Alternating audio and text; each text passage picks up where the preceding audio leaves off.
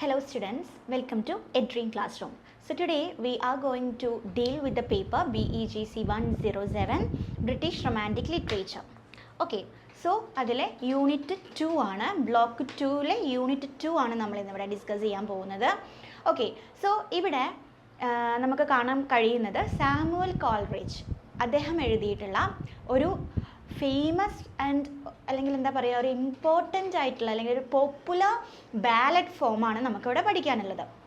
അതാണ് എന്താണ് the rime of the ancient mariner. Okay, the rime of the ancient മറൈന.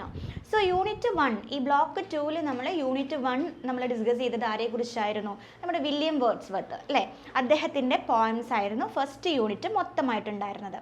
Second യൂണിറ്റിൽ വരുന്നത് S T Coleridge, അതായത് William വേർഡ്സ്വർത്തിൻ്റെ കമ്പാനിയൻ ആയിരുന്നു അല്ലേ, ലിറിക്കൽ ബാലഡിൻ്റെ കമ്പാനിയൻ ആയിരുന്നു ആര്? നമ്മുടെ എസ് ടി കോൾറിഡ്ജ് അഥവാ Samuel Taylor Coleridge. Okay, so ഇദ്ദേഹത്തിൻ്റെ വർക്കായിട്ടുള്ള the rime of the ancient mariner, അതിൻ്റെ ആ ഒരു പോയത്തിൻ്റെ അല്ലെങ്കിൽ ഒരു ബാലഡിൻ്റെ ട്രഡീഷൻ, അതിൻ്റെ സമ്മറി, അതിൻ്റെ ഔട്ട്ലൈൻ, അതിൽ വരുന്ന പോയറ്റിക് ഡിവൈസസ്, അത്തരത്തിലുള്ള കാര്യങ്ങളാണ് നമ്മൾ ഈ യൂണിറ്റ് 2ൽ പഠിക്കാൻ പോകുന്നത്. യൂണിറ്റ് 3യും ഇതുമായി ബന്ധപ്പെട്ട അല്ലെങ്കിൽ ഈ ഒരു ടൈലർ കോൾറിഡ്ജിൻ്റെ ഈ ഒരു വർക്കുമായിട്ട് ബന്ധപ്പെട്ടുള്ള ചാപ്റ്ററിനെയാണ് യൂണിറ്റ് 3യും വരുന്നത് കേട്ടോ.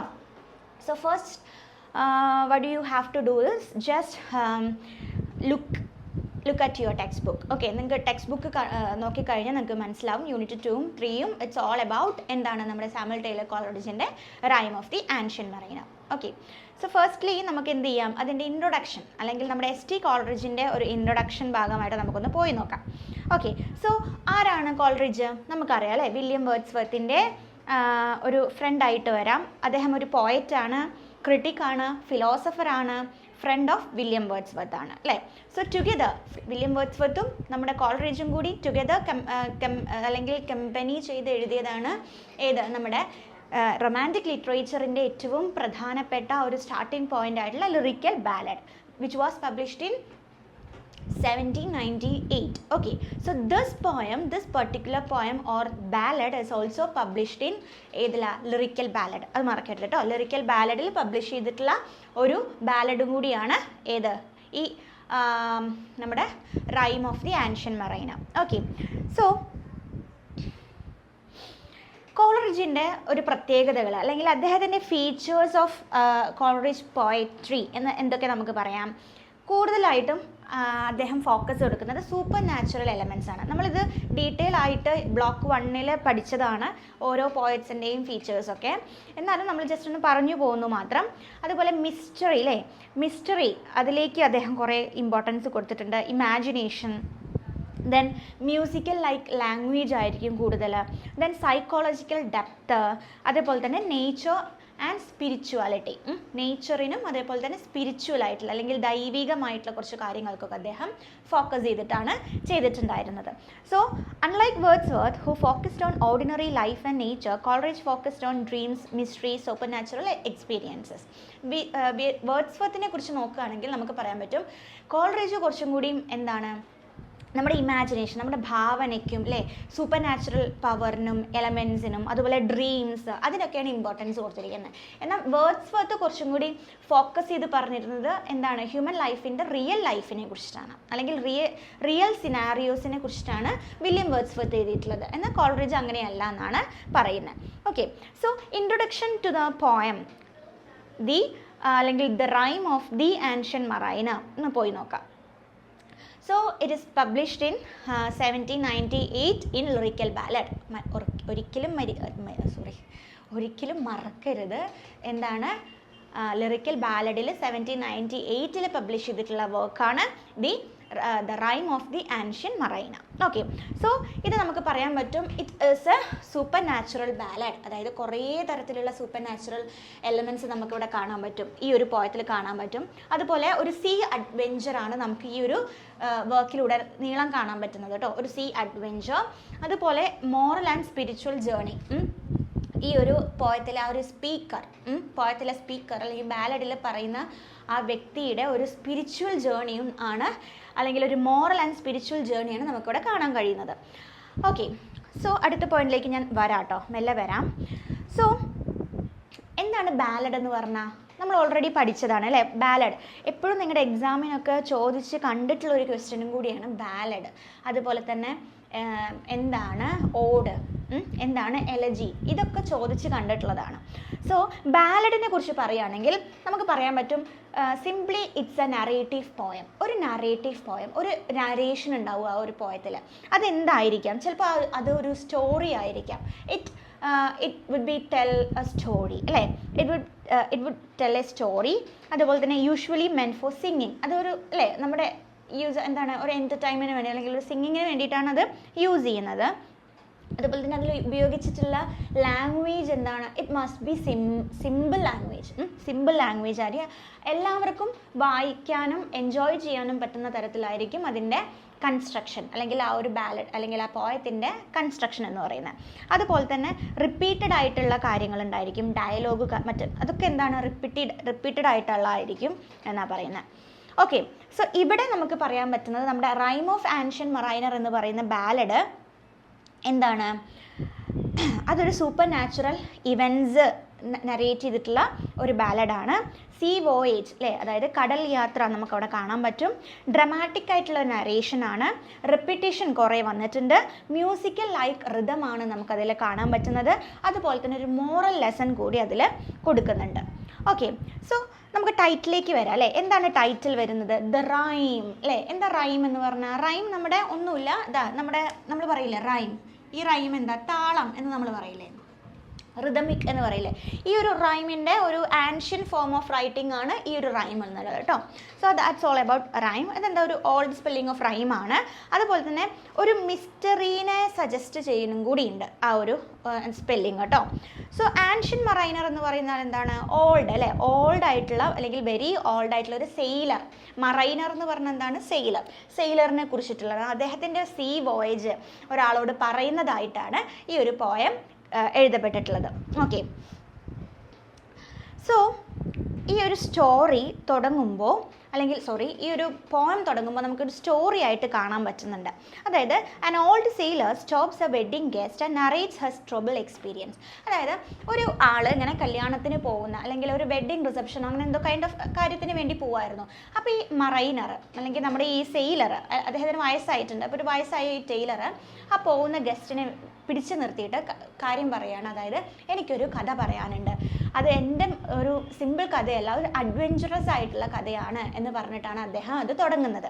അപ്പോൾ ആദ്യമൊക്കെ ആ ഗസ്റ്റ് എന്താണ് റിപ്പൽ ചെയ്തെങ്കിലും അല്ലെങ്കിൽ കാണാൻ അല്ലെങ്കിൽ കേൾക്കാൻ സമ്മതിച്ചില്ലെങ്കിലും അദ്ദേഹം ഇങ്ങനെ വീണ്ടും വീണ്ടും പറഞ്ഞിരിക്കുകയാണ് ഒരു അഡ്വെഞ്ചറസ് ആണ് അല്ലേ, കേട്ട് കഴിഞ്ഞാൽ നിങ്ങൾക്ക് അത്ഭുതം തോന്നും എന്നൊക്കെ പറഞ്ഞപ്പോൾ ഈ ഒരു ഗസ്റ്റിനെ കുറച്ചുകൂടി ക്യൂരിയസ് ആയി. എന്നാൽ കേൾക്കാലോ എന്നുള്ള രീതിക്ക് അങ്ങനെ കേൾക്കുന്ന ആ ഒരു കഥയാണ് നമുക്ക് അയാൾ പറയുന്ന ആ ഒരു സെയിലർ പറയുന്ന കഥയാണ് ഈ ഒരു ബാലഡിൽ മൊത്തമായിട്ട് ഉള്ളത് കേട്ടോ. ഓക്കെ, സോ നമുക്ക് ആ കഥയിലേക്ക് വരാം. ഓക്കെ, അപ്പോൾ നമുക്ക് കഥ എന്താണ് അല്ലെങ്കിൽ ആ ബാലഡിൽ പറഞ്ഞിട്ടുള്ള കഥ, അതിൻ്റെ സമ്മറി നമുക്ക് എന്താ നോക്കാം. കഥ എന്ന് പറയുമ്പോൾ നമ്മുടെ ഈ ഒരു എന്താ പറയണ്ടേ, ടെയിൽ കോളറിഡ്ജ് എഴുതിയ കഥയല്ല. അതായത് ഈ ബാലഡിൽ പറയുന്ന കഥ എന്താണ് നമ്മൾ നോക്കാൻ പോകുന്നത് കേട്ടോ. സോ ഈ ഒരു എന്താ പറയണ്ടേ ബാലഡിൻ്റെ സമ്മറി നമുക്ക് നോക്കാം. So the poem begins with the ancient mariner stopping one of 3 wedding guests who are on their way to wedding feast. The old sailor has glittering eyes and a strange appearance that immediately captures the attention of the guest. Though the wedding guest initially wants to leave, he becomes hypnotized by the mariner's intense gaze and is forced to listen to her story. This opening creates a suspense and introduces the narrative structure of a story within a story. So, ഇതിൽ പറയുന്നത് എന്താണെന്ന് വെച്ചാൽ ഈ poem തുടങ്ങുമ്പോൾ നമുക്ക് കാണാൻ പറ്റുന്നത് ഒരു വെഡ്ഡിങ് റിസപ്ഷനിലേക്ക് പോകുന്ന 3 ആളുകൾ. ആ 3 ആളുകളിലെ ഒരാളെ നമ്മുടെ ആൻഷ്യൻ മറൈനർ പിടിച്ചു നിർത്തുകയാണ്. എന്നിട്ട് ഞാൻ നേരത്തെ പറഞ്ഞ പോലെ തന്നെ അദ്ദേഹം പറയുകയാണ് എനിക്കൊരു കഥ പറയാനുണ്ട്, അതും ഒരു അഡ്വെഞ്ചറസ് ആയിട്ടുള്ള എന്താ പറയണ്ട, നിങ്ങൾക്ക് കേട്ട് കഴിഞ്ഞാൽ നിങ്ങളുടെ ഉള്ളിൽ ഭീതിജനകമായിട്ട് നിലനിൽക്കുന്ന ഒരു തരത്തിലുള്ള ഒരു കഥയാണെന്നൊക്കെ പറഞ്ഞിട്ട് അദ്ദേഹം അയാളെ പിടിച്ചു നിർത്തി പറയുകയാണ്. അപ്പോൾ ആദ്യം ഈ ഒരു വെഡ്ഡിങ് ഗസ്റ്റ് പോകാൻ നിന്നെങ്കിലും അല്ലേ, അതായത് ലീവ് ചെയ്യാൻ നോക്കുകയാണെങ്കിലും ഈ ആൻഷ്യൻ മറൈനറിൻ്റെ കണ്ണുകളിലേക്ക് നോക്കിയപ്പോൾ അദ്ദേഹത്തിന് എന്തോ അവനെ പിടിച്ചു നിർത്തുന്ന തരത്തിലുള്ള ഒരു അട്രാക്ഷൻ തോന്നി. അത് കാരണം ആ വെഡ്ഡിങ് ഗസ്റ്റ് അവിടെ നിന്നിട്ട് ആ കഥ കേൾക്കുകയാണ്. ഓക്കെ, സോ എന്താ പറയുന്നത് വെച്ചാൽ ഹിപ്നോട്ടൈസ് ആയി പോയി എന്നാണ് പറയുന്നത്. അതായത് അദ്ദേഹത്തിൻ്റെ കണ്ണുകളിലേക്ക് നോക്കിയപ്പോൾ അവൻ അവിടെ അറിയാതെ നിന്ന് പോയി എന്നാണ് പറയുന്നത്. സോ ഇത്തരത്തിലുള്ള ഒരു ഓപ്പണിങ്, അതായത് ഒരു കഥയുടെ ഓപ്പണിങ് എന്തിനെ ക്രിയേറ്റ് ചെയ്യുന്നത്, ഒരു സ്റ്റോറി വിത്തിൻ എ സ്റ്റോറി, അതായത് കഥയിൻ്റെ ഉള്ളിലെ കഥ എന്ന് പറയാം. അതായത് ഇതാണ് പോയത്തിൻ്റെ ബിഗിനിങ്. ഇനി ഒരു കഥ എക്സ്ട്രാ അദ്ദേഹം പറയാൻ പോവാണ്. അതാണ് ഇവിടെ എന്ത് പറയുന്നത്, നമ്മൾ ഡിസ്കസ് ചെയ്യാൻ പോകുന്നത്. Okay, so the mariner begins his tale by describing how the ship sailed from the harbor happily. The weather was pleasant and the ship moved smoothly under the bright sun. Gradually, however, a violent storm attacked the ship and drove it toward the cold Antarctic region filled with mist, snow and huge icebergs. The atmosphere becomes frightening and mysterious. Okay, അപ്പോൾ ഇനി നമ്മുടെ കഥ, അതായത് ancient mariner ആ കഥ പറയാൻ പോവാണ്. അപ്പോൾ ഈ കഥ പറയുമ്പോൾ അദ്ദേഹം എങ്ങനെ പറയണേന്ന് വെച്ച് കഴിഞ്ഞാൽ പാർട്ടായിട്ടാണ് പറയുന്നത് കേട്ടോ. പറയുന്നത്, അല്ലെങ്കിൽ നമുക്കിവിടെ കാണാൻ പറ്റുന്നത് പാർട്ടായിട്ടാണ്. അപ്പോൾ ഫസ്റ്റ് പാർട്ട് എന്ന് പറയുന്നത് ആ ഒരു കവിത ആരംഭിക്കുമ്പോൾ എന്താ പറയണേ, അല്ലെ കവിത ആരംഭിക്കാൻ നമ്മൾ ഓൾറെഡി പറഞ്ഞു, കഥ പറഞ്ഞു കൊടുക്കുന്ന സീന്. ഇനി മറൈനർ തൻ്റെ കഥ ആരംഭിക്കുന്നത് ഒരു കപ്പൽ യാത്രയിലാണ്. അതായത് അവർ സന്തോഷകരമായിട്ട് ആ ഒരു സീ വോയേജ് നടത്തുകയായിരുന്നു എന്നാണ് പറയുന്നത്. അപ്പോൾ ഈ ഒരു അതായത് ഇദ്ദേഹത്തിൻ്റെ കഥ എന്ന് പറയുന്നത് നമുക്ക് പറയാൻ പറ്റും ഈ ഒരു മറൈനറിൻ്റെ ജീവിതത്തിൽ നടന്ന ഭയങ്കര സർപ്രൈസിങ് ആയിട്ടുള്ള, അല്ലെങ്കിൽ ഒരു ക്യൂരിയോസിറ്റി നിറഞ്ഞിട്ടുള്ള, പേടിപ്പെടുത്തുന്ന കുറേ സംഭവങ്ങളുള്ള ഒരു കഥയാണ്. ഓക്കെ, സോ ഇതിൽ നമുക്ക് പറയാൻ പറ്റും നേച്ചറിനോടുള്ള ഒരു ക്രൈം എന്താണ്, അതുപോലെ തന്നെ അതിൻ്റെ പണിഷ്മെൻ്റായിട്ട് അദ്ദേഹം അനുഭവിക്കുന്ന കാര്യം, അതുപോലെ തന്നെ അതിൽ നിന്ന് ഒരു അവയർനെസ് അദ്ദേഹത്തിന് കിട്ടുകയും അല്ലേ, തിരിച്ച് അദ്ദേഹത്തിന് ഒരു മോചനം എന്നുള്ള രീതിക്ക്, ഇതൊക്കെയാണ് ഈ ഒരു കവിതയിലുള്ള കഥയുടെ ഒരു എന്താ പറയണ്ടേ സമ്മറി എന്ന് പറയുന്നത്. അപ്പോൾ ഈ ഒരു അനുഭവങ്ങൾ, അദ്ദേഹത്തിൻ്റെ ജീവിതത്തിൽ നടന്ന ഈ ഒരു കഥ എന്ന് പറയുന്നത് അദ്ദേഹത്തിൻ്റെ എക്സ്പീരിയൻസ് ആണല്ലോ. ആ ഒരു അനുഭവം ആ വെഡ്ഡിങ് ഗസ്റ്റിനോട് തുറന്നു പറയുകയാണ് നമ്മുടെ മറൈനർ ചെയ്യുന്നത്. അപ്പോൾ ഇനി എന്താണ് ആ കഥ എന്ന് പറയാൻ പോകുന്നത്. അതുപോലെ തന്നെ നമ്മൾ പറഞ്ഞ പോലെ തന്നെ അദ്ദേഹം ഒരു കപ്പൽ യാത്ര, അല്ലേ, സന്തോഷകരമായിട്ടുള്ള ഒരു സീ വോയേജ് തുടങ്ങുന്ന ഒരു ടൈമാണ്. അപ്പോൾ അത് അങ്ങനെ അവരെന്ത് ചെയ്യാണ്, കൂടെയുള്ള സെയിലേഴ്സിൻ്റെ കൂടെ ഇദ്ദേഹം ഈ ആൻഷ്യൻ മറൈനർ ഇങ്ങനെ കപ്പലിൽ യാത്ര പോയിക്കൊണ്ടിരിക്കുകയാണ്. അപ്പോഴായിരുന്നു ആദ്യമൊക്കെ എന്തായിരുന്നു, അറ്റ്മോസ്ഫിയർ എന്ന് പറയുന്നത്, അല്ലെങ്കിൽ ക്ലൈമറ്റ് എന്ന് പറയുമ്പോൾ അവർക്ക് അനുകൂലമായിരുന്നു, പ്രത്യേകിച്ച് പ്രശ്നങ്ങളൊന്നും ഉണ്ടായിരുന്നില്ല. അങ്ങനെ അവർ പോകുമ്പോൾ പെട്ടെന്ന് ആ ഒരു അറ്റ്മോസ്ഫിയർ അവിടെ ചേഞ്ചായി. Climate changed into dark and dangerous situation. ഭയങ്കരമായിട്ട് ഡേഞ്ചറസ് ആയിട്ട് എന്താണ് പറയുന്നത്, കൊടുങ്കാറ്റ്, അതുപോലെ തന്നെ ആ ഒരു മൂടൽ മഞ്ഞ് അങ്ങനെയൊക്കെ നിറഞ്ഞിട്ട് അവരെന്താണ് ഒരു അന്റാർട്ടിക് പ്രദേശത്തേക്ക് അവരെ ഈ ഒരു കാറ്റ്, അത്രയും വലിയ ആ ഒരു കൊടുങ്കാറ്റ് ഇവരെ തള്ളിക്കൊണ്ടു പോവാണ്. അപ്പോൾ ആ ഒരു പ്രദേശത്ത് അവിടെ ഭയങ്കരമായിട്ടൊരു ഡേഞ്ചറസ്, അല്ലെങ്കിൽ പേടിപ്പിക്കുന്ന തരത്തിലുള്ള ഒരു ഫ്രൈറ്റനിങ് ആയിട്ടുള്ള സിറ്റുവേഷൻ ആയിരുന്നു അതെന്നാണ് ഇദ്ദേഹം പറയുന്നത്. അപ്പോഴാണ് ഒരു പക്ഷി, ആ പക്ഷിയുടെ പേര് ഇവിടെ പറയുന്നത് ആൽബട്രോസ് എന്നാണ്. ആൽബട്രോസ്. ഓക്കെ, ആൽബട്രോസ് നിങ്ങൾക്ക് ടെക്സ്റ്റിൽ കാണാൻ പറ്റും. ആൽബട്രോസ്, ഈ ആൽബട്രോസ് എന്ന് പറയുന്ന പക്ഷി ശരിക്കും പറഞ്ഞാൽ കടൽക്കാക്ക എന്നൊക്കെ നമ്മൾ പറയില്ലേ, അതാണ് കേട്ടോ. കടൽക്കാക്കേൻ്റെ കറക്റ്റ് പേരല്ല, പക്ഷേ അങ്ങനെയാണെന്ന് നിങ്ങൾ ജസ്റ്റ് ഒന്ന് ഇമാജിൻ ചെയ്യാം. ഓക്കെ, സോ ഈ ഒരു പക്ഷി ആൽബട്രോസ് അവിടെ ഇങ്ങനെ വട്ടമിട്ട് പറക്കുകയാണ്. അപ്പോൾ പെട്ടെന്ന് ഇവിടെ നിന്നോ ഒരു പ്രത്യക്ഷപ്പെട്ട പോലെയാണ് അവർക്കത് തോന്നിയത്. സോ നമ്മുടെ ഈ മറൈനർ ആദ്യം അതിനെ കണ്ടത് എങ്ങനെയാ വെച്ചാൽ, അതൊരു നമ്മളൊരു യാത്ര പോവല്ലേ, ആ യാത്ര പോകുമ്പോൾ നമ്മൾ പറയില്ലേ ശകുനം നന്നായ യാത്ര നന്നായിരിക്കും, അതുപോലെ ഒരു ശകുനം അല്ലേ, ഒരു എന്താ പറയണ്ടേ, ഒരു പ്രതീക്ഷയുടെ, അല്ലെങ്കിൽ എന്താണ് ഒരു ഭാഗ്യത്തിൻ്റെ സിമ്പിളായിട്ടായിട്ട് നമ്മുടെ നാവികൻ അതിനെ കണ്ടത്. നാവികൻ എന്ന് പറയുമ്പോൾ നമ്മുടെ ഓൾഡ് മറൈനർ. സോ പക്ഷി ഈ ഒരു ബേർഡ് എന്ത് ചെയ്തു, ഇവർ പോകുന്ന കപ്പലിനെ ഇങ്ങനെ എന്ത് ചെയ്യാണ്, ഫോളോ ചെയ്തിട്ട് നല്ല, നമ്മൾ പറഞ്ഞ പോലെ നല്ല കാറ്റ് വീശി തുടങ്ങിയപ്പോൾ അവരെന്ത് ചെയ്തു വെച്ചോ, ആ ഒരു കപ്പലിങ്ങനെ ഇളകാൻ തുടങ്ങി. അപ്പോൾ ആദ്യമൊക്കെ ഇവർ ഈ പക്ഷീനെ, ഈ മറൈനറും ബാക്കിയുള്ള സെയിലേഴ്സും ഈ പക്ഷീനെ ഭയങ്കരമായിട്ട് നല്ല പക്ഷിയാണ് അല്ലേ, നല്ല ശകുനമാണെന്നൊക്കെ പറഞ്ഞിട്ട് അവനെ ഭയങ്കരമായിട്ട് സ്വീകരിക്കുന്നത് നമുക്ക് കാണാൻ പറ്റുന്നത്. പക്ഷേ കുറച്ച് കഴിഞ്ഞപ്പോൾ ഈ നമ്മുടെ ഓൾഡ് മറൈനർ ഒരു കാരണമില്ലാതെ വെറുതെ ആ ഒരു പക്ഷീനെ ഒരു കൗതുകത്തിൻ്റെ പുറത്ത് അതിനെ വെടിവെച്ച് കൊന്നു. അങ്ങനെ ആ ഒരു സീനാണ് ശരിക്കും പറഞ്ഞു കഴിഞ്ഞാൽ ഈ ഒരു കവിതയിലെ പ്രധാനപ്പെട്ട ഒരു ഇമ്പോർട്ടൻറ്റ് പാർട്ട് ഓഫ് ക്രൈം എന്ന് പറയുന്നത്. അദ്ദേഹം ചെയ്യുന്ന ഒരു മെയിൻ ക്രൈമാണ് ആ പക്ഷിയെ കൊല്ലുന്ന സീൻ എന്ന് പറയുന്നത്. സോ ആദ്യം നമ്മുടെ ഈ ഒരു ബാക്കിയുള്ള സെയിലേഴ്സ് നമ്മുടെ മറൈനറിനെ കുറ്റം പറയാം, അല്ലെങ്കിൽ എന്താ പറയണ്ടേ, കുറ്റപ്പെടുത്തി സംസാരിക്കുക. അതായത് വെറുതെ ആ പക്ഷിനെ എന്തിനാ കൊന്നേന്നൊക്കെ പറഞ്ഞിട്ട് കുറ്റപ്പെടുത്തി സംസാരിക്കുകയാണ്. പക്ഷെ ഈ ഒരു പക്ഷിനെ കൊന്ന ശേഷം അവിടുത്തെ ആ ഒരു ഡേഞ്ചറസ് ആയി നിൽക്കുന്ന ആ ഒരു എന്താ പറയണ്ട ആ ഒരു കാലാവസ്ഥ, ആ ഒരു ക്ലൈമറ്റ് പെട്ടെന്ന് തന്നെ ശാന്തമായി പഴയ രീതിയിലേക്ക് വന്നു. അപ്പോൾ ഈ സെയിലേഴ്സിൻ്റെ അഭിപ്രായം അവർ മാറ്റാണ്. അതായത് നീ കൊന്നത് നന്നായി, ആ പക്ഷീനെ കൊന്നതുകൊണ്ടാണ് നമുക്ക് ഇത്തരത്തിലുള്ള ഒരു ക്ലൈമറ്റ് കിട്ടിയത്. സോ ആ ഒരു പക്ഷി ഒരു അപശകുനമായിരുന്നു, നല്ല ശകുനമായിരുന്നില്ല എന്നൊക്കെ പറഞ്ഞിട്ട് സെയിലേഴ്സ് നമ്മുടെ മറൈനറിനെ ആശ്വസിപ്പിക്കാൻ തുടങ്ങി. ഓക്കെ, സോ ഇതിൽ നമുക്ക് അങ്ങനെ ആ മറൈനറിൻ്റെ പ്രവൃത്തിയെ അവരെന്ത് ചെയ്യാണ്, ന്യായീകരിക്കുകയാണ് ചെയ്യുന്നത്. അപ്പോൾ ഈ മനുഷ്യരുടെ ഹ്യൂമൻ ബീയിങ്സിൻ്റെ ഒരു സ്വാർത്ഥ സ്വഭാവമാണ് നമുക്കിവിടെ കാണാൻ പറ്റുന്നത് അല്ലേ. അതായത് ഒരു ക്രൈം അവിടെ ചെയ്തിട്ട് പോലും അവരുടെ ഒരു സെൽഫിഷ്നെസ്സിന് വേണ്ടിയിട്ട് അത് മാറ്റി പറയുന്നു അല്ലേ. അപ്പോൾ ഒരു ഹ്യൂമൻ ബീയിങ്സിൻ്റെ ഒരു നേച്ചർ അല്ലേ, ഒരു സെൽഫിഷ്നെസ് നേച്ചറാണ് നമുക്കിവിടെ കാണാൻ പറ്റുന്നത്. സോ അതാണ് ഭാഗം 1. ഇനി അല്ലെങ്കിൽ പാർട്ട് 1. ഈ പാർട്ട് 2ലേക്ക് പോകുമ്പോൾ നമുക്ക് കാണാൻ പറ്റുന്നത് മെയിൻ പണിഷ്മെൻറ്റ്. അദ്ദേഹം ഒരു നേച്ചറിൽ നടക്കാൻ പറ്റാത്തൊരു ക്രൈമാണ് ചെയ്തിരിക്കുന്നത് നമ്മുടെ മറൈനർ. അതിനുള്ള പണിഷ്മെൻ്റാണ് പാർട്ട് 2 പറയുന്നത്. അപ്പോൾ ഈ ആൽബട്രോസ് എന്ന പക്ഷീനെ കൊന്നതിന് ശേഷം നമ്മുടെ പ്രകൃതിയിലെ നമ്മുടെ നേച്ചർ റിവെഞ്ച് എടുക്കുകയാണ്.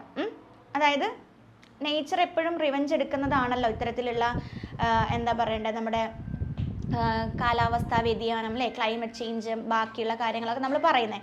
അപ്പോൾ ഈ കാറ്റ് അവിടെ വീശിക്കൊണ്ടിരിക്കുന്ന കാറ്റ് പെട്ടെന്ന് നിന്നു. കാറ്റ് നിൽക്കുകയും കപ്പൽ അതിൻ്റെ നടുവിലിങ്ങനെ വെറുതെ അങ്ങോട്ടും പോകാത്ത രീതിയിൽ ഒരു സ്റ്റേബിളായിട്ട് ഇങ്ങനെ നിൽക്കുകയാണ്. പെട്ടെന്ന് ഇവർക്ക് ഭയങ്കര എന്താ പറയേണ്ട അല്ലേ, സഫറിങ് അല്ലേ, ഭയങ്കര ചൂടും അവർക്ക് ഭയങ്കര ദാഹവും ഒക്കെ തോന്നി തുടങ്ങി എല്ലാ സെയിലേഴ്സിനും. അങ്ങനെ ഭയങ്കരമായിട്ട് സഫർ ചെയ്തുകൊണ്ടിരിക്കുകയാണ് നമ്മുടെ മറൈനറും ബാക്കിയുള്ള മറൈനേഴ്സും. അങ്ങനെ കടൽ എന്ന് പറയുന്ന ആ ഒരു എന്താ പറയണ്ട പ്രകൃതിയുടെ ആ ഒരു സിമ്പിൾ അല്ല, പ്രകൃതി തന്നെ ഭയങ്കരമായിട്ട് ഒരു ഡേഞ്ചറസ് ആയിട്ടുള്ളൊരു സിറ്റുവേഷൻ അവിടെ ക്രിയേറ്റ് ചെയ്യുകയാണ്. അങ്ങനെ കുറേ പേർ അവിടെ മരിക്കുകയാണ് ചെയ്യുന്നത്. ഇത്തരത്തിലുള്ള അവർക്ക് കുടിക്കാൻ ഒരു വെള്ളം പോലും കിട്ടാതെ, കടലിലെ വെള്ളം കുടിക്കാൻ പറ്റില്ലല്ലോ, ഇറ്റ് കുഡ് ബി സോൾട്ടി അല്ലേ, അങ്ങനെ കുടിക്കാൻ പറ്റില്ല. അപ്പോൾ അങ്ങനെ ദാഹിച്ചിട്ട് കുറേ ആൾക്കാർ അവിടെ മരിക്കാൻ തുടങ്ങി. സോ മറൈനർ ചെയ്ത ഒരു അല്ലെങ്കിൽ ഒരു ക്രൈമാണ് അല്ലേ. ആ ക്രൈമിൻ്റെ പണിഷ്മെൻ്റായിട്ട് ഈ ആൽബട്രോസ് എന്ന് പറഞ്ഞ പക്ഷീനെ ഇയാൾ എന്ത് ചെയ്യാണ്, കഴുത്തിൽ തൂക്കുകയാണ്. ഈ മറൈനർ തൻ്റെ കഴുത്തിൽ തൂക്കുക, ആ പക്ഷീനെ പിടിച്ചിട്ട് കഴുത്തിൽ തൂക്കുകയാണ്. അപ്പോൾ ഈ ഒരു എന്താ പറയണ്ടേ, താൻ ചെയ്ത ഒരു കുറ്റം അല്ലേ, കൊന്ന പാവം തിന്നാ തീരും എന്ന് നമ്മൾ മലയാളത്തിൽ പറയാറില്ലേ, അതേപോലെ കൊന്ന പക്ഷീനെ എടുത്തിട്ട് കഴുത്തിൽ തൂക്കിയപ്പോൾ അത് അയാളുടെ ഒരു കുറ്റബോധത്തിൻ്റെയും ഒരു സിന്നിൻ്റെയും ഒക്കെ ഒരു പ്രതീകമായിട്ടാണ് നമുക്കിവിടെ കാണാൻ പറ്റുന്നത്. സോ അവർ നിൽക്കുന്ന ചുറ്റുപോറും വെള്ളമാണ് അല്ലേ. അതായത് അവർ കടലിലാണ്, അപ്പോൾ ചുറ്റുപോറും അവർക്ക് കാണാൻ പറ്റുന്നതും തൊടാൻ പറ്റുന്നതൊക്കെ വെള്ളമാണ്. പക്ഷേ ഒരു തുള്ളി പോലും കുടിക്കാൻ പറ്റുന്നുണ്ടോ? ഇല്ല. അപ്പോൾ അവിടെയാണ് water everywhere nor any drop to drink എന്ന് പറയുന്ന ആ ഒരു ഫേമസ് കോട്ട് വരുന്നത്. വെള്ളം സർവത്ര, തുള്ളി കുടിക്കാൻ ഇല്ലത്ര. നമ്മുടെ മലയാളത്തിൽ നമ്മൾ പറയാറുണ്ട് അല്ലേ. സോ ആ ഒരു കാര്യം വരുന്നത് ഈ ഒരു ബാലഡിൽ നിന്നും എടുത്തിട്ടുള്ളതാണ് കേട്ടോ. Water everywhere nor any drop to drink എന്ന് പറയുന്നത്. സോ ഇവിടെ കാണിക്കുന്നത് ഒരു ഹെൽപ്ലെസ്നെസ് ആണ് അല്ലേ, ഒരു നിസ്സഹായാവസ്ഥ, മനുഷ്യരുടെ നിസ്സഹായാവസ്ഥ. ചുറ്റും കടലിൽ വെള്ളം ഉണ്ടായിട്ട് പോലും കുടിക്കാൻ പറ്റാത്ത ആ ഒരു അവസ്ഥ. അപ്പോൾ അതാണ് പാർട്ട് 2 വരുന്നത് കേട്ടോ. ഇനി പാർട്ട് 3ലേക്ക് കിടക്കുമ്പോൾ നമുക്ക് കാണാൻ പറ്റുന്നത് അവരുടെ ആ ഒരു ഡേഞ്ചറസ് സിറ്റുവേഷൻ അല്ലെങ്കിൽ അവരുടെ സഫറിങ് അവിടെ കൂടി വരികയാണ്, ഒട്ടും കുറയുന്നില്ല. അങ്ങനെ അത് തുടരുമ്പോൾ അവരുടെ ദൂരമായിട്ട് അല്ലെങ്കിൽ കുറച്ച് ലോങ് ആയിട്ട് ഒരു പ്രത്യേക തരത്തിലുള്ള വേറൊരു കപ്പലിനെ അവർ കാണുകയാണ്. അത് ഒരു പ്രത്യക്ഷപ്പെടലാണ്, അത് എവിടെ നിന്ന് വന്നെന്ന് അവർക്ക് മനസ്സിലാവുന്നില്ല. അതിൽ ഇനി പറയുന്ന കുറച്ച് സൂപ്പർ നാച്ചുറൽ എലമെൻറ്റ്സ് ആണ് കേട്ടോ. നമ്മൾ പറഞ്ഞു എന്താ സൂപ്പർ നാച്ചുറൽ എലമെൻറ്റ്സ് പറഞ്ഞാൽ നമ്മൾ പറയുന്ന പ്രേതം ഭൂതം എന്നൊക്കെ പറയില്ലേ, അത്തരത്തിലുള്ള ഒരു കൈൻഡ് ഓഫ് കാര്യങ്ങളാണ്. ആ ഒരു കപ്പലിൽ ആരുണ്ടെന്നാണ് പറയുന്നത് വെച്ചാൽ ഡെത്തും ലൈഫ് ഇൻ ഡെത്തും എന്ന 2 സൂപ്പർ നാച്ചുറൽ ശക്തികളുണ്ട്. അതായത് മരണവും പിന്നെ ജീവിതത്തിലെ മരണം എന്ന് വെച്ചാൽ നമ്മൾ ചത്ത് ജീവിക്കുക എന്ന് പറയുന്നില്ല, ആ ഒരു സിറ്റുവേഷൻ, ആ 2 സിറ്റുവേഷനും അവിടെ ആ ഒരു കപ്പലിലുണ്ടെന്നാണ് പറയണത്. അങ്ങനെ അവരെന്ത് ചെയ്യാണ്, ആ ഒരു മരിച്ച നാവികരുണ്ടല്ലോ, മരിച്ച സെയിലേഴ്സിൻ്റെ ആത്മാവിനെ, അവർ ആ സോൾസിനെ ഇങ്ങനെ വിളിക്കുകയാണ്. എന്നിട്ട് ആത്മാവിനായിട്ട് അവർ കളിക്കുകയാണ്. കളിക്കുക മീൻസ് ജസ്റ്റ് ഇങ്ങനെ നമ്മൾ പറയില്ല പന്താടുക എന്നുള്ള രീതിക്ക് അവർ വെച്ചിട്ട് അങ്ങനെ അവിടെ ഒരു കൈൻഡ് ഓഫ് സിറ്റുവേഷൻ. സോ ഈ ഡെത്ത് എന്താ ചെയ്തെന്ന് വെച്ചാൽ ഡെത്ത് മറ്റെല്ലാ സെയിലേഴ്സിനെയും സ്വന്താക്കുകയാണ്. അതായത് ബാക്കിയുള്ള മനുഷ്യരൊക്കെ ബാക്കിയുള്ള സെയിലേഴ്സൊക്കെ എന്താ മരിച്ചു എന്നാണ് പറഞ്ഞത് അല്ലേ. അപ്പോൾ ആ മരിച്ചപ്പോൾ ഡെത്ത് എന്ന് പറയുന്നത് എന്താണ്, അവരെയാണ് സ്വീകരിക്കുന്നത് അല്ലെങ്കിൽ സ്വന്തമാക്കുന്നത്. എന്നാൽ ലൈഫ് ഇൻ ഡെത്ത് എന്ന് പറയുന്നത് അല്ലെങ്കിൽ ചത്ത് ജീവിക്കുക എന്ന് പറഞ്ഞ സിറ്റുവേഷൻ ആരെയാണ് എടുക്കുന്നത്, ആ ആൻഷ്യൻ മറൈനർ, നമ്മുടെ ആൻഷ്യൻ മറൈനറെയാണ് സ്വന്തമാക്കുന്നത്. അതായത് എന്താണ് അതിൻ്റെ അർത്ഥം, അവൻ ഒരിക്കലും മരിക്കില്ല, പക്ഷേ ആ ജീവിതത്തിൽ ഭയങ്കരമായിട്ട് സഫറിങ് അനുഭവിക്കേണ്ടി വരും അല്ലേ. അതായത് ഒന്ന് മരിച്ച് കിട്ടിയാൽ മതി എന്ന് നമ്മൾ പറയുന്ന ഒരു സിറ്റുവേഷനിലേക്ക് കൊണ്ടെത്തിക്കുന്നത് വരെ ആ ഒരു എന്താ പറയണ്ടേ ഒരു കാര്യം അവനെ പിന്തുടരും. സോ അതാണ് അവിടെ പറയുന്നത്. സോ ഭയങ്കരമായിട്ടുള്ള എന്താ പറയണ്ടേ മെൻ്റലി ഫിസിക്കലി ഒരു ടോർച്ചറിങ് ആണ് ഇവിടെ മറൈനറിന് സ്വീകരിക്കേണ്ടി വരുന്നത്. സോ ഓരോരുത്തരായിട്ട് ഇങ്ങനെ എല്ലാ സെയിലേഴ്സും അവിടെ മരിച്ചുകൊണ്ടിരിക്കുകയാണ്. പക്ഷെ നമ്മുടെ മറൈനർ മാത്രം അവിടെ ജീവനോടെ ബാക്കി വരികയാണ്. പക്ഷെ അവൻ എന്താണ് അവിടെ ഭയങ്കരമായിട്ടൊരു ലോൺലിനെസ് അനുഭവിക്കുകയാണ് അല്ലേ. ബാക്കി എല്ലാവരും കൂടെ വന്ന സെയിലേഴ്സ് എല്ലാവരും മരിച്ചു, താൻ മാത്രം അവിടെ ഒറ്റയ്ക്കാവുന്ന ഒരു സിറ്റുവേഷൻ. അങ്ങനെ മനുഷ്യരിൽ നിന്നും, അതായത് കൂടെയുള്ള ആൾക്കാരിൽ നിന്നും, പ്രകൃതിയിൽ നിന്നും, അതേപോലെ തന്നെ ദൈവത്തിൽ നിന്നും വേർപെട്ടിട്ട് അവിടെ നിന്നൊക്കെ ഡിറ്റാച്ച്ഡ് ആയിട്ട് ഒരു പ്രത്യേകതര അവസ്ഥയാണ് ഇപ്പോൾ, ഒരു പ്രത്യേകതര സിറ്റുവേഷനിലാണ് നമ്മുടെ മറൈനർ ഇപ്പോൾ ഉള്ളത്. ഓക്കെ, ഇനി അടുത്തൊരു സീൻ പറയുന്നത് എന്താണെന്ന് നോക്കാം. ഈ നമ്മുടെ മറൈനർ അങ്ങനെ ഒറ്റപ്പെട്ട് ജീവിക്കുകയാണ് അല്ലേ. സോ മറൈനർ ഭയാനകമായിട്ടുള്ള ഒരു ഡേഞ്ചറസ് ആയിട്ടുള്ള ഏകാന്തതയിൽ ഇങ്ങനെ തുടർന്നുകൊണ്ടിരിക്കുകയാണ്. അത്രയും കഠിനമായിട്ടുള്ള എന്താ പറയുക സഫറിങ് അല്ലേ, ലോൺലിനെസ്, അങ്ങനെ അയാൾ അവിടെ ജീവിച്ചുകൊണ്ടിരിക്കുകയാണ്. അപ്പോൾ നമ്മുടെ മറൈനറിന് ഒന്ന് മനസ്സുരുകിയിട്ട് പ്രാർത്ഥിക്കാൻ പോലും പറ്റുന്നില്ല, അതായത് ദൈവത്തെ ഒന്ന് കൂട്ടുവിളിക്കാൻ പോലും പറ്റുന്നില്ല എന്നാണ് പറയുന്നത്. അങ്ങനെ ചുറ്റും കാണുന്നത് എന്താണ്, അദ്ദേഹത്തിൻ്റെ കൂടെ ഉണ്ടായിരുന്ന ആളുകൾ മരിച്ചു കിടക്കുന്ന അവരുടെ ഡെഡ് ബോഡീസ് മാത്രമാണ് നമ്മുടെ മറൈനറിനെ കാണാൻ പറ്റുന്നത്. സോ അങ്ങനെ ഇരിക്കെ ഒരു രാത്രി എന്താ ചെയ്തത് വെച്ചാൽ ഈ മൂൺ ലൈറ്റിലുണ്ടല്ലോ, മൂണിൻ്റെ ചന്ദ്രൻ്റെ ആ ഒരു പ്രകാശത്തിൽ ഇങ്ങനെ നീന്തി പോവാണ്. ആരറിയോ കുറച്ച് സീ സ്നേക്സ്, കടൽപ്പാമ്പുകളുണ്ടല്ലോ, അവരിങ്ങനെ നീന്തി പോകുന്നത് നമ്മുടെ മറൈനർ കാണുവാണ്. സോ ഫസ്റ്റ് ഇത് കണ്ടപ്പോൾ ഈ മറൈനർ ഭയങ്കരമായിട്ട് പേടിയും ഒരു വെറുപ്പൊക്കെ തോന്നിയിട്ടുണ്ടെങ്കിലും അവരുടെ സൗന്ദര്യം എത്രത്തോളം ഉണ്ട്, അവർ എത്രത്തോളം ബ്യൂട്ടിഫുൾ ആയിട്ടാണ് അവരവിടെ ആ ഒരു പാമ്പുകൾ നീന്തുന്നതെന്നൊക്കെ ഇപ്പോൾ മറൈനർ മനസ്സിലാക്കുകയാണ്. സോ അതിനെ ഇങ്ങനെ എന്താ പറയണ്ടേ ഇങ്ങനെ ചേർത്ത് പിടിച്ച് ഇങ്ങനെ അതിൻ്റെ ബ്യൂട്ടി വിവരിക്കുന്ന തരത്തിലുള്ള ഒരു മറൈനറെയാണ് നമുക്ക് അവിടെ കാണാൻ പറ്റുന്നത്. സോ ഇതാണ് എന്തൊരു ടേണിംഗ് പോയിന്റ് ആയിട്ട് ഈ കവിതയിൽ വരുന്നത് കേട്ടോ. അതായത് ഇപ്പോൾ നമുക്ക് കാണാൻ പറ്റുന്നത് എന്താണ്, പ്രകൃതിയെ സ്നേഹിക്കുന്ന ഒരു മറൈനറായിട്ടാണ് അല്ലേ. അതായത് ജന്തുജാലങ്ങൾ, പ്രകൃതിയിൽ നമ്മുടെ നേച്ചറിൽ കാണുന്ന എല്ലാ ജന്തുജാലങ്ങളെയും സ്നേഹിക്കണം എന്നുള്ളതാണ് ഇവിടെ പറയപ്പെടുന്നത്. സോ ഇപ്പോൾ പ്രകൃതിനെ, നേച്ചറിന് മറൈനർ ഭയങ്കര ലവ് കൊടുക്കുന്നുണ്ട്, സ്നേഹിക്കുന്നുണ്ട്, റെസ്പെക്റ്റ് ചെയ്യുന്നുണ്ട് അല്ലേ. ഹൃദയത്തിലാണ് ഇപ്പോൾ നേച്ചർ ജീവിക്കുന്നത്. സോ അതോടെ ആൽബട്രോസ് എന്ന് പറയുന്ന ആ പക്ഷീനെ ഇയാൾ കഴുത്തിലിട്ടിട്ടുണ്ടായിരുന്നല്ലോ, അതിൽ നിന്ന് അത് കടലിലേക്ക് വീഴുകയാണ്. ആ കഴുത്തിൽ നിന്നും ആൽബട്രോസ് പക്ഷി ആ ഡെഡ് ബോഡിയാണ്, എന്നാലും അത് കടലിലേക്ക് വീഴുന്ന ഒരു സീനാണ്. സോ ഇത് അദ്ദേഹത്തിൻ്റെ ഗിൽട്ട്, അതായത് കുറ്റബോധം കുറഞ്ഞു വരിക എന്നുള്ള ഒരു അല്ലെങ്കിൽ ഒരു സിറ്റുവേഷനാണ് ഇവിടെ അതുകൊണ്ട് ഉദ്ദേശിക്കുന്നത്. അങ്ങനെ വീണ്ടും മഴ പെയ്യാണ്, റെയിൻ തുടങ്ങുകയാണ്. മറൈനർ വീണ്ടും വെള്ളം കുടിക്കുക, മഴ പെയ്തപ്പോൾ അല്ലേ, മഴ കടലിൽ നിന്നല്ല നേരിട്ട് സ്ട്രെയിറ്റ് ആയിട്ട് മഴവെള്ളം കുടിക്കുകയാണ്. അങ്ങനെ ആ ഒരു മറൈനറിൻ്റെ സഫറിങ് അവിടെ ദുരിതം കുറഞ്ഞു വരുന്ന ഒരു സീനും നമുക്ക് കാണാൻ പറ്റും. അങ്ങനെ ലാസ്റ്റ് പാർട്ടിൽ നമുക്ക് കാണാൻ പറ്റുന്നത് അദ്ദേഹത്തിൻ്റെ മടക്കയാത്രയാണ്. അതായത് ഇത്തരത്തിലുള്ള സൂപ്പർ നാച്ചുറൽ നമ്മൾ പറഞ്ഞു ഡെത്തും ലൈഫ് ഇൻ ഡെത്തും അല്ലേ, ആ ഒരു ശക്തികളുടെ സഹായമാണ് ശരിക്കും ആ കപ്പലിൽ കണ്ട എന്താ പറയണ്ട സൂപ്പർ നാച്ചുറൽ ആ കപ്പലിൽ കണ്ടിട്ടുള്ള കാര്യങ്ങളാണ് ഈ മറൈനറിന് എന്ത് കൊടുത്തത് അല്ലേ, ഒരു മോചനം കൊടുത്തതെന്ന് വേണമെങ്കിൽ നമുക്ക് പറയാം, അല്ലെങ്കിൽ ഒരു എന്താ അവരുടെ കണ്ണ് തുറന്ന് കാണിച്ചത് നമുക്ക് വേണമെങ്കിൽ പറയാം അല്ലേ. സോ അതിൻ്റെ സഹായത്തോടെ നമ്മുടെ മറൈനറും തിരിച്ച് സഞ്ചരിക്കുകയാണ്. അങ്ങനെ ഇത്തരത്തിലുള്ള എന്താ പറയണ്ടേ വിചിത്രതരമായിട്ടുള്ള ആത്മാക്കൾ കപ്പലിനെ നയിച്ചുകൊണ്ടിരിക്കുകയാണ്. അങ്ങനെ മറൈനർ തൻ്റെ കുറ്റത്തിൻ്റെയും ശിക്ഷയുടെ കുറിച്ചിട്ടൊക്കെ രഹസ്യമായ ശബ്ദങ്ങൾ ഇങ്ങനെ പോയിക്കൊണ്ടിരിക്കുമ്പോൾ ഇങ്ങനെ ചെവിയിൽ ഇങ്ങനെ മുഴങ്ങുകയാണ്. താൻ ചെയ്ത ക്രൈം എത്രത്തോളം വലുതാണെന്നും അത് താൻ എങ്ങനെയാണ് മറികടന്നതെന്നും എങ്ങനെയാണ് നേച്ചറിനെ സഹായിക്കേണ്ടതെന്നും സ്നേഹിക്കേണ്ടതെന്നും റെസ്പെക്റ്റ് ചെയ്യേണ്ടതെന്നും ഒക്കെ അദ്ദേഹം സ്വന്തം അല്ലേ നമുക്ക് ഒരു അവയർനെസ് ഉണ്ടാവുകയാണ്. നമ്മൾ സ്വന്തം മനസ്സിലാക്കുന്ന ഒരു നമ്മുടെ ഒരു അവസ്ഥ ഉണ്ടല്ലോ, അതിലൂടെയാണ് ഇപ്പം മറൈനർ കടന്നു പോകുന്നത്. അങ്ങനെ അവരെ കൂടെ ഉണ്ടായിരുന്ന സെയിലേഴ്സ് മരിച്ചു എന്ന് പറഞ്ഞില്ലേ, അവർ വീണ്ടും എഴുന്നേറ്റ് വന്ന് കപ്പലിൽ ഓരോരോ പണികൾ ചെയ്യുന്ന സീനാണ് നമ്മുടെ മറൈനർ കാണുന്നത്. പക്ഷെ അവർ ശരിക്കും ജീവിതത്തിലേക്ക് തിരിച്ചു വന്നിട്ടില്ല, അവർക്ക് ജീവൻ ഇല്ല എന്നാണ് പറയുന്നത്. പക്ഷെ സൂപ്പർ നാച്ചുറൽ ശക്തികൾ, ആ പവേഴ്സ് അല്ലേ, സൂപ്പർ നാച്ചുറൽ പവേഴ്സ് അവരുടെ ആ ഒരു ഡെഡ് ബോഡീസ് അല്ലെങ്കിൽ അവരുടെ ശരീരങ്ങളെ കൺട്രോൾ ചെയ്യുന്ന പോലെയാണ് ശരിക്കും അവിടെ കാണിക്കുന്നത് കേട്ടോ. സോ ഇത്തരത്തിലുള്ള സീൻസ് ശരിക്കും എന്താ ചെയ്യുന്നത്, ഈ കവിത അല്ലേ ഈ പോയത്തിനെ കുറച്ചും കൂടി പേടിപ്പെടുത്തുന്ന രീതിയിൽ, അല്ലെങ്കിൽ എന്താ ഭീതിജനകവും, അല്ലെങ്കിൽ നമ്മുടെ ഒരു ഇമാജിനേഷൻ പവറിനെ അല്ലെങ്കിൽ ആ ഡ്രീം അല്ലേ നമ്മൾ ഡ്രീം ചെയ്യുന്നതിൻ്റെയൊക്കെ ഒരു കൈൻഡ് ഓഫ് അറ്റ്മോസ്ഫിയർ കൊടുക്കുകയാണ് ചെയ്യുന്നത് അല്ലേ. അപ്പോൾ ഇത്രയും ഒരു കാര്യമാണ് പാർട്ട് 5 വരുന്നത്. ഈ പാർട്ട് 6 എന്ന് ലാസ്റ്റായിട്ടല്ല, പാർട്ട് 6 പറയുന്നത് അദ്ദേഹത്തിൻ്റെ നാട്ടിലേക്ക് തിരിച്ചു പോകുന്നതാണ്. അവിടെ കപ്പൽ മറൈനറിൻ്റെ നാട്ടിലേക്ക് ഇങ്ങനെ അടുത്തോണ്ടിരിക്കുകയാണ്. അങ്ങനെ മരിച്ചു പോയിട്ടുള്ള നാവികരുടെ സമീപം കുറേ ഏഞ്ചലിക് സ്പിരിറ്റ്സ് പ്രത്യക്ഷപ്പെടുകയാണ്.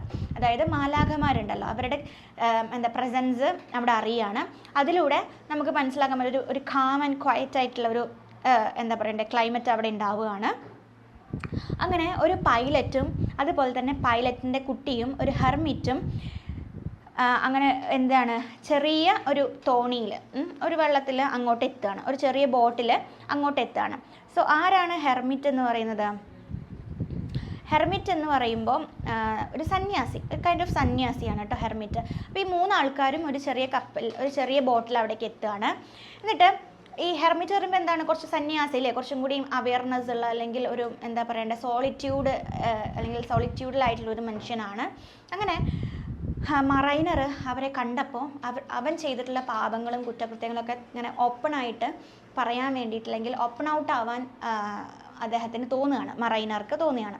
അങ്ങനെ പെട്ടെന്ന് ആ ഒരു കപ്പൽ എന്താ ചെയ്യുക, അപ്രതീക്ഷിതമായിട്ട് അവിടെ മുങ്ങിപ്പോവാണ്. അപ്പം മറൈനറിനെ ഈ ഒരു തോണിയിൽ വന്ന ഈ 3 ആൾക്കാരുണ്ടല്ലോ അവർ രക്ഷിക്കുകയാണ്.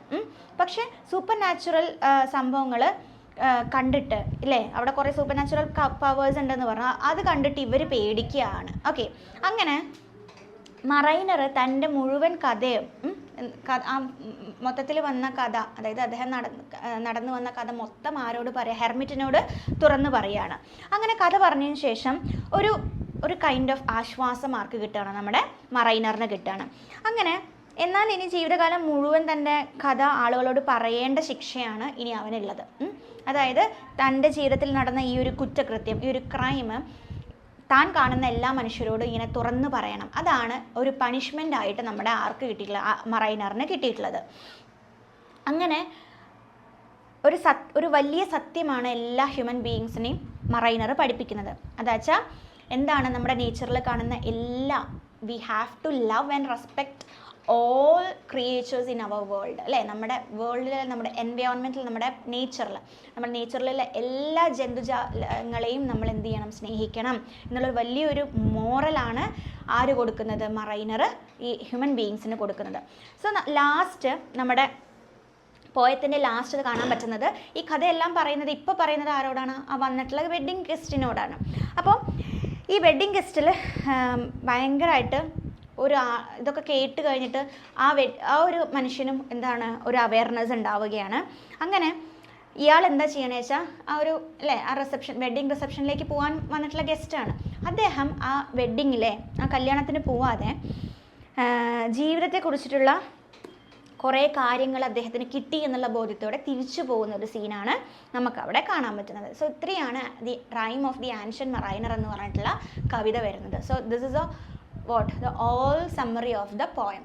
അപ്പോൾ ഇതിൽ പറയുന്നത് എന്താണ്, നേച്ചർ എന്ന് പറയുന്ന ആ ഒരു ഇമ്പോർട്ടൻറ്റ് ഫാക്ടർ അല്ലേ, അത് എന്ന് പറയുന്നത് എന്താണ്, ഒരിക്കലും നമ്മൾ റെസ്പെക്റ്റ് ചെയ്യാതെ പോവേണ്ട ഒരു കാര്യമല്ല. നമ്മുടെ ജീവിതത്തോടു കൂടെ ഒപ്പം കൊണ്ടു നടക്കേണ്ടതും റെസ്പെക്റ്റോടെ കാണേണ്ടതുമായിട്ടുള്ള ഒരു കാര്യമാണ് എന്നുള്ള ഒരു മോറലാണ് ഇവിടെ എസ്.ടി. കോളറിഡ്ജ് റീഡേഴ്സിന് കൊടുക്കുന്നത്. ഓക്കെ,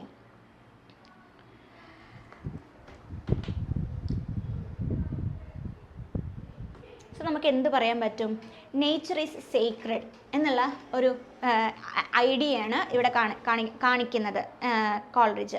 അതുപോലെ തന്നെ cruelty toward living beings is sinful അല്ലേ, അതായത് ചെറിയ പുഴു മുതൽ വലിയ ഒരു പക്ഷിയാണെങ്കിൽ പോലും എല്ലാറ്റിനോടും എന്തിനോടും നമ്മൾ കാണിക്കുന്ന ഒരു ചെറിയ കുറ്റം പോലും അത് ഭയങ്കര വലിയ പാപമായിട്ടാണ് കണക്കാക്കുന്നത്. നമ്മുടെ ഗിൽട്ട്, നമ്മുടെ കുറ്റബോധം ശരിക്കും ചിലപ്പോൾ ലീഡ് ചെയ്യുന്നത് എന്തിനായിരിക്കും, സഫറിങ്ങിലേക്കായിരിക്കും. അതുപോലെ തന്നെ spiritual redemption comes through love, prayer and respect for all forms of life എന്നാണ് പറയുന്നത് അല്ലേ.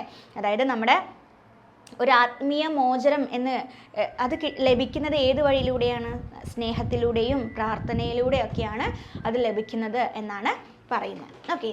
ഓക്കെ നൗ ഞാനിവിടെ ഇപ്പോൾ നമ്മൾ ഈ പറഞ്ഞ കഥയുടെ ഒരു ഫ്ലോ ചാർട്ട്, എന്താണ് ആ സമ്മറിയിൽ അല്ലെങ്കിൽ ആ പോയത്തിൻ്റെ ഉള്ളിൽ പറയുന്ന ഒരു കഥയുണ്ടല്ലോ, ആ കഥയുടെ ഒരു ഫ്ലോ ചാർട്ട് ഞാനിവിടെ എഴുതിയിട്ടുണ്ട്. നിങ്ങൾക്കിത് നോക്കിക്കഴിഞ്ഞാൽ പെട്ടെന്ന് മനസ്സിലാവും ആ കഥ എന്താണ് പറയുന്നത്, അല്ലെങ്കിൽ ആ കഥയുടെ ഒരു റൂട്ട് എങ്ങനെയാണെന്ന് നിങ്ങൾക്കിതിൽ മനസ്സിലാവും. അപ്പോൾ ഫസ്റ്റ് തന്നെ അല്ലേ, sea journey begins happily. Then പിന്നെ എന്താ ഉണ്ടാവുന്നത്, മറൈനർ കിൽസ് ദ ആൽബട്രോസ്. അവിടെ നിന്നാണ് നമ്മുടെ ട്രോമ അല്ലെങ്കിൽ ആ ഒരു എന്താ പറയുക ഡേഞ്ചറസ് സിറ്റുവേഷൻ തുടങ്ങുന്നത്. അങ്ങനെ നേച്ചർ ബിക്കംസ് ഹോസ്റ്റൈൽ അല്ലേ, നേച്ചർ ഭയങ്കരമായിട്ട് ഭയാനകമായിട്ടുള്ളൊരു കാര്യത്തിലേക്ക് നീങ്ങുകയാണ്. എന്നിട്ട് അതിൻ്റെ ഭാഗമായിട്ട് എന്താണ്, സെയിലേഴ്സ് സഫേഴ്സ് ആൻഡ് ഡൈ, അവർ ഭയങ്കരമായിട്ട് എന്താ പറയുക സഫർ ചെയ്തിട്ട് അങ്ങനെ പലരും മരിക്കുന്നൊരു സീൻ നമ്മൾ കണ്ടു. Then mariner സഫേഴ്സ് loneliness and guilt. പക്ഷേ മറൈനർ മാത്രം മരിക്കുന്നില്ല, പകരം എന്താണ് ഒരു ദുരിതമായ ജീവിതം അല്ലേ, സഫർ ലോൺലിനെസ് ആൻഡ് ഗിൽട്ട്, ഒരൊറ്റപ്പെടൽ അതുപോലെ തന്നെ കുറ്റബോധം ഒക്കെയാണ് അദ്ദേഹത്തിന് അവിടെ വരുന്നത്. ലാസ്റ്റ് അദ്ദേഹം റിയലൈസ് ചെയ്യാണ് എന്താ ശരിക്കുമുള്ള ബ്യൂട്ടി എന്താണ് നേച്ചറിൻ്റെന്ന്. ദെൻ ഹീ സ്പിരിച്വലി റിഡീംഡ് അല്ലേ, ലാസ്റ്റ് അദ്ദേഹത്തിനൊരു സ്പിരിച്വൽ റിയലൈസേഷൻ അദ്ദേഹത്തിന് അവിടെ കിട്ടുന്നതാണ് കാണുന്നത്. സോ ഇതാണ് മെയിനായിട്ട് ഈ ഒരു സ്റ്റോറിയുടെ ഒരു ഔട്ട്ലൈൻ എന്ന് പറയുന്നത്. ഓക്കെ, ഇനി ഇതിൽ കാണുന്ന മെയിനായിട്ടുള്ള ലിറ്റററി ഫോംസ് അല്ലെങ്കിൽ എന്താ പറയണ്ടേ ഒരു ഇമ്പോർട്ടൻ്റ് ആയിട്ടുള്ള ലിറ്റററി എലമെൻറ്റ്സ് എന്തൊക്കെയാണ് നമുക്ക് നോക്കാം. ഞാൻ ഇവിടെ എഴുതിയിട്ടുണ്ട്. സോ ഫസ്റ്റ് ലിറ്റററി എലമെൻറ്റ് വേറെ ഒന്നുമല്ല, സൂപ്പർ നാച്ചുറലിസം എന്നാണ്. സൂപ്പർ നാച്ചുറലിസം എന്ന് പറഞ്ഞാൽ അല്ലേ, നമ്മളതിൽ കാണുന്ന തരത്തിലുള്ള എന്താ പറയണ്ടേ നമുക്ക് വിശ്വസിക്കാൻ പറ്റാത്ത തരത്തിലുള്ള, എന്നാൽ അതിൽ അവരത് പ്രസൻറ്റ് അല്ലെങ്കിൽ അത് ഫീൽ ചെയ്യുന്ന തരത്തിലുള്ള കാര്യങ്ങൾ അല്ലേ. ഓക്കെ, സോ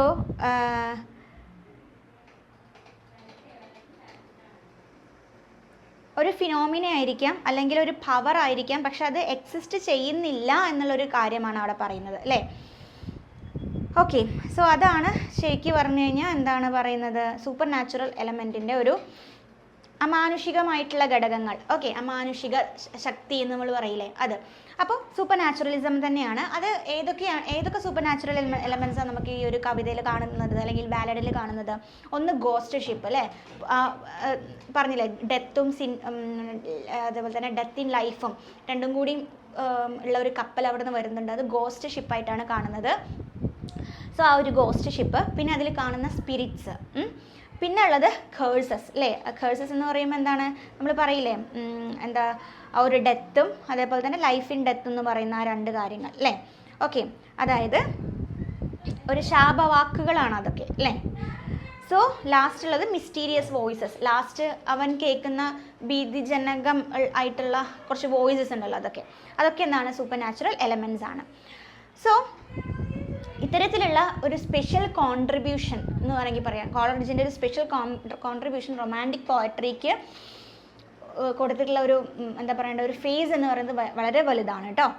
അടുത്തത് ഇമേജറിയാണ്. കോളറിഡ്ജ് പലതരത്തിലുള്ള ഇമേജറീസ് ക്രിയേറ്റ് ചെയ്തിട്ടുണ്ട്, ഐസ്ബർഗ്സ് ആയിട്ടും sea, moon light, dead sailors ഒക്കെ ആയിട്ട് കേട്ടോ. അപ്പോൾ കുറച്ചും കൂടി വിഷ്വലി എന്താണ് കുറച്ചും കൂടി പീസ്ഫുൾ ആയിട്ടുള്ള ഒരു പീസല്ല എന്താണ് സിനിമാറ്റിക്കും വിഷ്വലുമാണ് നമ്മുടെ ഈ പോയം കൊണ്ടുവരുന്നത്. അതുപോലെ തന്നെ പേഴ്സോണിഫിക്കേഷൻ, അതായത് ജീവനില്ലാത്തൊരു സാധനത്തെ ജീവനുള്ള സാധനമായിട്ട് ഉപമിക്കുന്നത്. അതായത് നേച്ചർ ശരിക്കും ഒരു ലിവിങ് ഫോഴ്സ് ആയിട്ടാണ് ഇവിടെ ആക്ട് ചെയ്യുന്നത് അല്ലേ. അതായത് സ്റ്റോം എന്ത് ചെയ്യേണ്ട ഷിപ്പിനെ അറ്റാക്ക് ചെയ്യുന്നുണ്ട് പറയുന്നു. അതേപോലെ സീ, നമ്മുടെ കടലാണ് സെയിലേഴ്സിനെ പണിഷ് ചെയ്യുന്നത്. സോ അതൊക്കെ പേഴ്സോണിഫിക്കേഷൻ ആണ്. പിന്നെ വരുന്നത് അലിട്രേഷൻ, റിപ്പിറ്റേഷൻ. അലിട്രേഷൻ എന്ന് പറഞ്ഞു കഴിഞ്ഞാൽ എന്താ, നിങ്ങൾക്ക് ടെക്സ്റ്റ് ബുക്കിൽ കാണാൻ പറ്റും. സ്റ്റാൻസ പോയം മൊത്തത്തിൽ കാണാൻ പറ്റും. അതിൽ ഒരു ലൈനിൽ, ഒരു സ്റ്റാൻസയിൽ ഒരു ലൈനിൽ റിപ്പീറ്റഡ് ആയിട്ട് വരുന്ന എന്താ പറയണ്ടേ, റിപ്പീറ്റഡ് ആയിട്ട് ഒരു ലൈനിൽ തന്നെ കോൺസണൻറ്റ് സൗണ്ട്സ് റിപ്പീറ്റ് ചെയ്ത് വരുന്നു. അതിനെയാണ് അലിട്രേഷൻ എന്ന് പറയുന്നത്. നിങ്ങൾക്ക് അവിടെ കാണാൻ പറ്റും. ഒരു എക്സാമ്പിൾ പറയുന്നത് ദ ഫെയർ ബ്രീസ് ബ്ലൂ എന്ന് കണ്ടോ. ബ്രീസ് ബ്ലൂ, ബീബ് എന്നുള്ള സൗണ്ട് റിപ്പീറ്റ് ചെയ്ത് വന്നു. അതാണ് അലിട്രേഷൻ. ഓക്കെ, അതിൽ റെപ്പിറ്റേഷനായിട്ട് ചില ലൈൻസും വരുന്നുണ്ട് എന്ന് പറയുന്നു. അടുത്തത് മെയിനായിട്ട് പറയാനുള്ളത് അത്രയാണ്. ഇനി അതിൻ്റെ തീംസ് ആണ് പറയാനുള്ളത് കേട്ടോ. ഓക്കെ, ഇനി പറയാനുള്ളത് main themes of the poem ആണ്. ഓക്കെ, നിങ്ങൾക്ക് ഇവിടെ കാണാൻ പറ്റും, എഴുതിയിട്ടുണ്ട് മെയിൻ ആയിട്ടുള്ള തീംസ്. ഫസ്റ്റ് എന്താ പറയുന്നത്, ക്രൈം ആൻഡ് പണിഷ്മെൻറ്റ് അല്ലേ. ആ നമ്മുടെ മറൈനർ ചെയ്യുന്നൊരു ക്രൈമും അതിൻ്റെ ഭാഗമായിട്ടുണ്ടാകുന്ന പണിഷ്മെൻറ്റുമാണ് ഈ സ്റ്റോറിന്ന് തന്നെ പറയുന്നത് അല്ലേ. പിന്നെ പറയുന്നത് എന്താണ്, nature and human relationship. Human എങ്ങനെയാണ് ശരിക്കും നേച്ചറിനെ, ഹ്യൂമൻ മസ്റ്റ് റെസ്പെക്റ്റ് നേച്ചർ എന്നുള്ള കാര്യം പറയുന്നുണ്ട്. ക്രൈം ആൻഡ് പണിഷ്മെൻറ്റിൽ പറയുന്നതാണ് every wrong action has consequences അല്ലേ. എല്ലാ റോങ് ആക്ഷൻസിനും അവിടെ എന്തുണ്ടാവും, അതിൻ്റെ പരിണിതഫലം ഉണ്ടാവും, കോൺസിക്വൻസ് ഉണ്ടാവും എന്നാണ് പറയുന്നത്. ദെൻ ഗിൽട്ട് ആൻഡ് റിഡംഷൻ, അതായത് spiritual recovery is possible through realisation എന്നുള്ളത്. അതായത് നമുക്കൊരു കുറ്റബോധം ഉണ്ടായിട്ട് അതിൻ്റെ രീതിക്ക് നമുക്ക് തിരിച്ചു വരാൻ പറ്റുന്നത് നമുക്ക് ഉണ്ടാകുന്ന ഒരു റിയലൈസേഷനിലൂടെയാണ് എന്നാണ് പറയുന്നത്. പിന്നെ ഉള്ള ഒരു തീമാണ് ഐസൊലേഷൻ. ഐസൊലേഷൻ എന്താണ്, ഇവിടെ ഈ ഒരു സിൻ അല്ലേ, ആ ഒരു പാപം ചെയ്തതോടുകൂടി നമ്മുടെ മറൈനർ എന്താണ്, കംപ്ലീറ്റ്ലി ഒരു ഐസൊലേറ്റഡ് ആയിട്ടുള്ള ലോൺലിനെസ്സിലേക്ക് പോവുകയാണ്. So sin separates human from society and God. നമ്മൾ ചെയ്യുന്ന പാപം നമ്മളെ സൊസൈറ്റിയിൽ നിന്നും അതുപോലെ തന്നെ ഗോഡിൽ നിന്നും എന്ത് ചെയ്യും, സെപ്പറേറ്റ് ചെയ്ത് നിർത്തും എന്നുള്ളൊരു കാര്യമാണ് ഈ ഒരു കവിതയിലൂടെ പറയുന്നത്. ലാസ്റ്റ് പറയുന്ന ഒരു മെയിൻ തീമാണ് സൂപ്പർ നാച്ചുറലിസം അല്ലേ.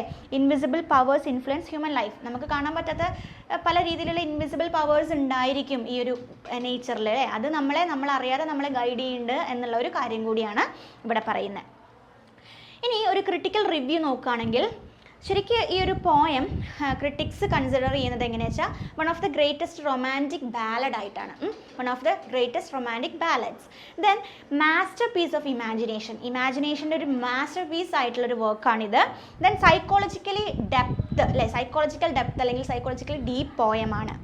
ഇനി ഇതിൻ്റെ സ്ട്രെങ്ത് എന്ന് പറയുന്നത് musical language, supernatural atmosphere, symbolic richness, philosophical meaning.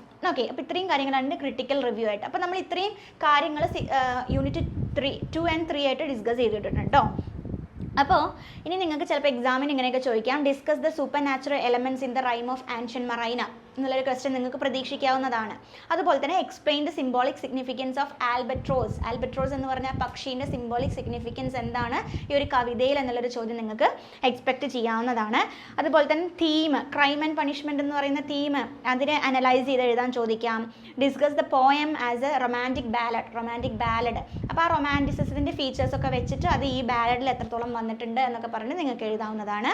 അതുപോലെ തന്നെ സ്പിരിച്വൽ ജേർണി അല്ലേ, മറൈനറിൻ്റെ ഒരു സ്പിരിച്വൽ ജേർണി എങ്ങനെയാണ് എന്നും ചോദിക്കാം.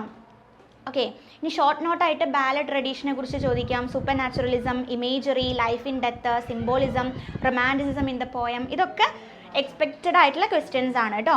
അപ്പോൾ these all are about our topic. എന്താണ് Samuel Taylor Coleridge's the rime of ancient mariner എന്നുള്ള വർക്ക് അല്ലെങ്കിൽ ദ ബാലഡ്. അപ്പോൾ മനസ്സിലായി എന്ന് വിചാരിക്കുന്നു. ഇനി ടെക്സ്റ്റ് നന്നായിട്ട് വായിക്കുക. ടെക്സ്റ്റിൽ കുറേ പോയിന്റ്സ് കൊടുത്തിട്ടുണ്ട്, അതൊക്കെ നിങ്ങൾ നോട്ട് ചെയ്തിട്ട് എക്സാമിന് പ്രിപ്പയർ ചെയ്യുക നന്നായിട്ട്. Okay, so that's it. Thank you.